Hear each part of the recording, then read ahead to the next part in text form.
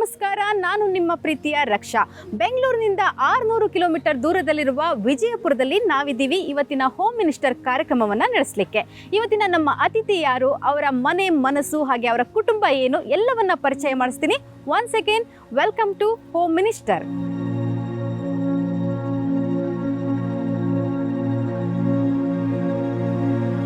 ಇವತ್ತಿನ ನಮ್ಮ ಅತಿಥಿ ನೇರ ಮಾತಿಗೆ ಫೇಮಸ್ಸು. ಜನತಾದಳದಿಂದ ಶುರುವಾದ ಇವರ ರಾಜಕೀಯ ಜರ್ನಿ ಬಿಜೆಪಿಗೆ ಹೋಗಿ ಕಾಂಗ್ರೆಸ್ಗೆ ಬಂದು ಬೇರೂರಿ ನಿಂತಿದೆ.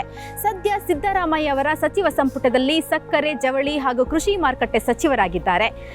ಜನಪ್ರಿಯ ಸಚಿವರಾಗಿರುವಂತಹ ಶಿವಾನಂದ ಪಾಟೀಲ್ ಇವತ್ತಿನ ಹೋಮ್ ಮಿನಿಸ್ಟರ್ ಕಾರ್ಯಕ್ರಮದಲ್ಲಿ ನಮ್ಮ ಅತಿಥಿ. ಬನ್ನಿ ಅವ್ರನ್ನ ಕಾರ್ಯಕ್ರಮಕ್ಕೆ ಸ್ವಾಗತಿಸೋಣ. ನಮ್ಮ ಜೊತೆ ಇದ್ದಾರೆ ಶಿವಾನಂದ ಪಾಟೀಲ್ ಹಾಗೂ ಅವರ ಧರ್ಮಪತ್ನಿ ಭಾಗ್ಯಶ್ರೀ ಪಾಟೀಲ್.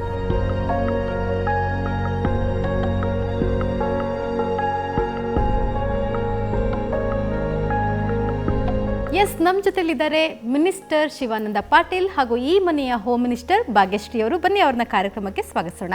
ಇಬ್ಬರಿಗೂ ಕೂಡ ಕಾರ್ಯಕ್ರಮಕ್ಕೆ ಆತ್ಮೀಯ ಸ್ವಾಗತ. ನಮಸ್ಕಾರ ರಕ್ಷಿದ್ದಾರೆ, ತಮಗೂ ಸ್ವಾಗತ. ನಾವು ನೋಡಿರುವಂತಹ ಶಿವಾನಂದ ಪಾಟೀಲ್ರು ಯಾವಾಗಲೂ ಸಿಟ್ಟು ಮಾಡ್ಕೊತಾರೆ, ನೇರವಾಗಿ ಮಾತಾಡ್ತಾರೆ, ಜನರನ್ನ ನಿಷ್ಠುರ ಕಟ್ಕೊತಾರೆ ಅಂತ. ಮನೆಯಲ್ಲೂ ಕೂಡ ಶಿವಾನಂದ ಪಾಟೀಲ್ರಿಗೆ ಕೋಪ ಬೇಗ ಬರುತ್ತಾ?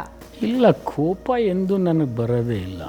ತಪ್ಪಿ ಆರೆ ಮಾಡಿದ್ರು ಅದು ತಪ್ಪಂತೆ ಹೇಳ್ತಕ್ಕಂಥದ್ದು ನನ್ನ ಜಾಯಮಾನ, ಅದನ್ನು ನಾನು ಹೇಳ್ತಾ ಇರ್ತೀನಿ. ದ್ಯಾಟ್ಸ್ ಕ್ವೈಟ್ ನ್ಯಾಚುರಲ್ ಅಷ್ಟೇ.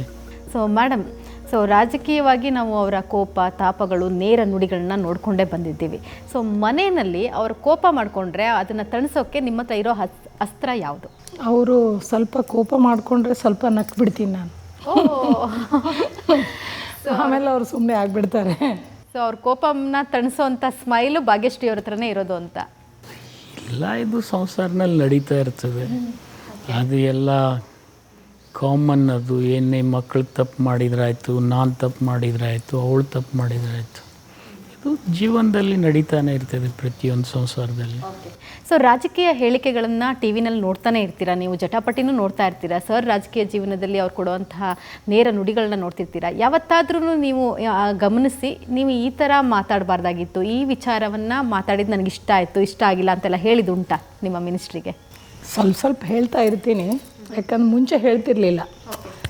ಬಿಕಾಸ್ ನನಗೂ ಅಷ್ಟೊಂದು ನಾಲೆಜ್ ಇರಲಿಲ್ಲ. ಈಗ ಸ್ವಲ್ಪ ನಾನು ನೋಡ್ತಾ ಒಂದೊಂದು ಪಾಯಿಂಟ್ ಹೇಳ್ತೀನಿ, ಆದರೂ ಅವರು ಅದಕ್ಕೆ ಒಪ್ಕೊತಾರೆ. 6 ಬಾರಿ ಶಾಸಕರಾಗಿದ್ದೀರಾ, 2 ಬಾರಿ ನೀವು ಮಂತ್ರಿ ಕೂಡ ಆಗಿದ್ದೀರಾ. ಹಾಗಾಗಿ ನಿಮ್ಮ ರಾಜಕೀಯ ಪಟ್ಟುಗಳನ್ನು ನಾವು ನೋಡಿಕೊಂಡೇ ಬಂದಿದ್ದೀವಿ ಪ್ರತಿ ಬಾರಿನೂ. ಅದನ್ನು ಹೊರತುಪಡಿಸಿದ್ರೆ ನೀವು ಕುಸ್ತಿ ಪಟ್ಟು ಕೂಡ ಹೌದು. ಹಾಗಾದರೆ ಕುಸ್ತಿಯ ಪಟ್ಟುಗಳು ನೆನಪಿದೆಯಾ ಇನ್ನೂ ಕೂಡ? ಕುಸ್ತಿ ಪಟ್ಟು ಅಂದರೆ ಒಂದು ಕಾಲದಲ್ಲಿ ಯಾವುದೇ ನ್ಯಾಷನಲ್ ಲೆವೆಲ್ ಆಗಲಿ ಇಂಟರ್ನ್ಯಾಷನಲ್ ಲೆವೆಲ್ ಆಗಲಿ ಸ್ಪೋರ್ಟ್ಸ್ ಇಷ್ಟು ಎಕ್ಸ್ಪೋಸರ್ ಇರಲಿಲ್ಲ ದೇಶದಲ್ಲಿ. ಆ ಕಾಲದಲ್ಲಿ ಕುಸ್ತಿನೇ ಭಾಳ ದೊಡ್ಡ ಒಂದು ಸಾಧನೆ ಐತೆ ಸ್ಪೋರ್ಟ್ಸ್ ಆ ಸಂದರ್ಭದಲ್ಲಿ. ಅಥ್ಲೆಟಿಕ್ಕು ಇತ್ತು, ಜಿಮ್ನಾಸ್ಟಿಕ್ಕು ಇತ್ತು. ಅದರಲ್ಲಿ ನಾನು ಅವಾಗ ಚೂಸ್ ಮಾಡಿಕೊಂಡಿದ್ದು ನನಗೆ ಭಾಳ ಇಷ್ಟ ಇರ್ತಕ್ಕಂಥ ಸ್ಪೋರ್ಟ್ಸ್ ಒಂದು ಫುಟ್ಬಾಲು, ಒಂದು ರೆಸ್ಲಿಂಗು. ನೀವು ಕುಸ್ತಿಗಳನ್ನೆಲ್ಲ ಮಾಡಿದ್ದೀರಾ ಇದುವರೆಗೂ? ಎಷ್ಟು? ನಾನು ಆ ಥರ ಪ್ರೊಫೆಷ್ನಲ್ ರೆಸ್ಲರ್ ಏನಲ್ಲ. ನನ್ನ ಹ್ಯಾಬಿಟ್ಟು, ಹಾಬಿ ಅಂಥೇಳಿ ಶರೀರ ಸದೃಢವಾಗಿರ್ಬೇಕಂತೇಳಿ ಕುಸ್ತಿ ಆಡ್ತವನು ಅಷ್ಟೇ, ಬಿಟ್ಟರೆ ಪ್ರೊಫೆಷ್ನಲ್ ಕುಸ್ತಿ ನಾನು ಮಾಡಿ.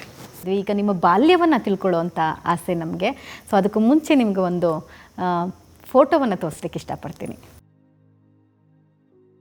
ನನ್ನ ಲೆಫ್ಟಿಗಿರೋರು ನನ್ನ ಒರಿಜಿನಲ್ ತಾಯಿ, ರೈಟಿಗಿರೋರು ನನ್ನ ಸ್ಟೆಪ್ ಮದರು. ನಾನು ಬೆಳೆದಿರೋದು ಸ್ಟೆಪ್ ಮದರ್ ಕೈಯಲ್ಲಿನೇ. ಅವಳು ಕೂಡ ಆ ಕಾಲದಲ್ಲಿ BA ಕಲ್ತಿರೋರು. ಇವರಿಬ್ಬರ ಸ್ಮರಣೆಯಲ್ಲಿನೇ ನಾನು ಜೀವನ ಪ್ರಾರಂಭ ಮಾಡಿದ್ದು.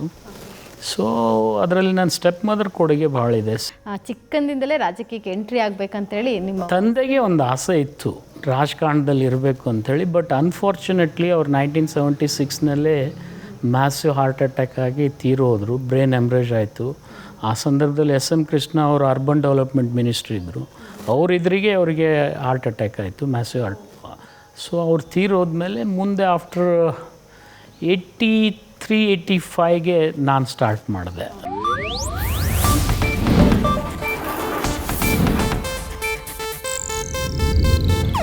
ಇದು ಏಷ್ಯಾನೆಟ್ ನ್ಯೂಸ್ ನೆಟ್ವರ್ಕ್ ಪ್ರಸ್ತುತಿ.